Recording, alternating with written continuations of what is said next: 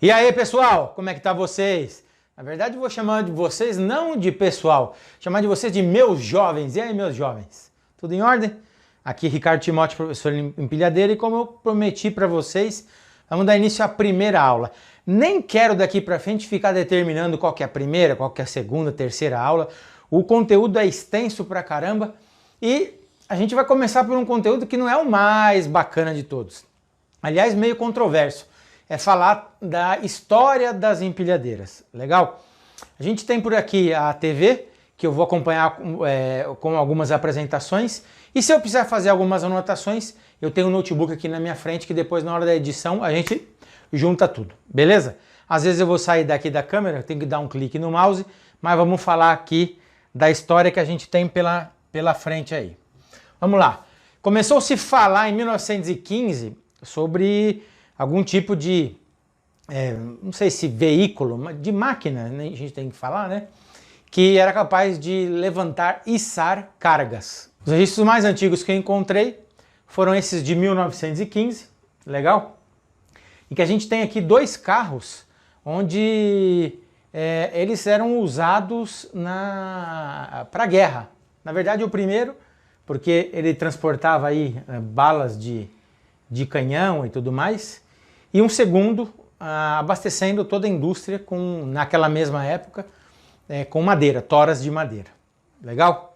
Bom, aí é que a gente começa depois disso, depois de 5 anos dessa história, é que a gente começa a ter notícias do que propriamente dito a gente pode chamar de empilhadeira. Os veículos com garfo, efetivamente. Aliás, é uma outra coisa controversa, eu já disse para vocês que eu tive aulas no YouTube, né, que eu não aparecia, e quando eu coloquei aqui que a Tal Motor Corporation foi a primeira a fabricar uma empilhadeira, e depois também a Yale, né, Yale, que seria o correto a gente falar, estava na mesma paridade desse tempo, apareceu um pessoal lá pela internet da Clark dizendo que a Clark era a mais antiga, e depois apareceu de uma outra marca dizendo que era mais antiga. Então o que eu quero dizer é assim, ó, por favor, vocês, os meus ouvintes, os telespectadores, os internet espectadores, olha que nome bacana, se tiverem notícia disso, manda para mim, porque eu tenho um prazer de atualizar. A gente não muda nada disso vai mudar a nossa técnica, mas para efeito de conhecer um pouquinho da história, eu acredito que vale a pena. Aí a gente já tem um salto depois disso para a condição já na década de 50, aonde eu prefiro seguir uma linha para não ficar misturando, e aqui eu estou falando da Toyota Empilhadeiras. Não é uma questão de preferência, mas é que eu trabalhei lá e é uma questão de conhecer, né? São tão boas quanto outras marcas que tem por aí, mas o acesso à informação era mais tranquilo aqui pra gente, tá? Então, em 1956, produção das empilhadeiras efetivamente, aquilo que a gente conhece. Inclusive, até hoje no museu da Toyota lá no Japão existe esse modelo aqui, tá? Depois, em 67, a primeira contrabalançada elétrica.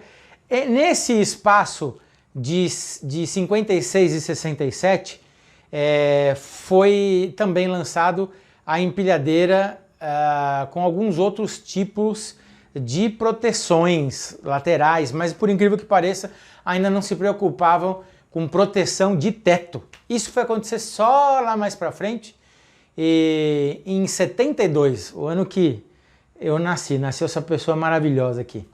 Mas antes disso, em 1970, foi quando a gente teve a primeira empilhadeira retrátil, que se tem notícia, a figurar no mercado. Tranquilo? E quando eu me refiro à Toyota, eu me refiro por quê?